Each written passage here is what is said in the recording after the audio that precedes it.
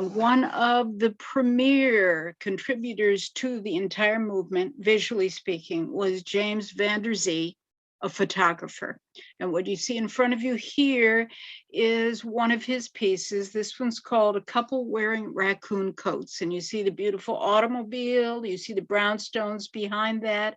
This is in this borough of Harlem in New York City from about 1932.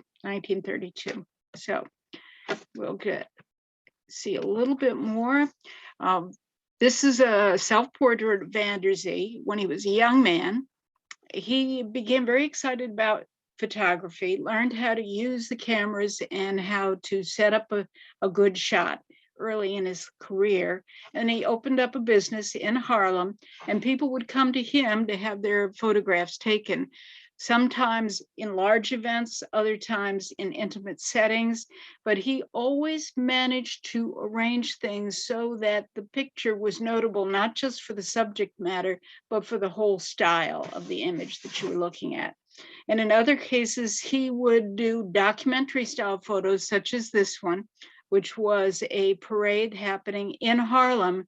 And so you have the whole setup, you have the entire scene there, even some of the posters that were going on during the parade. And throughout the 1920s and 30s, he recorded everything that went on basically in Harlem in such a stylish way that people flocked to his photography studios. Here are two good examples of what a beautiful job he could do to make a woman feel good about herself. He said, being an artist, I had an artist's instincts. You can see the picture before it's taken. That's in your mind. And then it's up to you to get the camera to see it the same way. And he had the gift of being able to make that happen.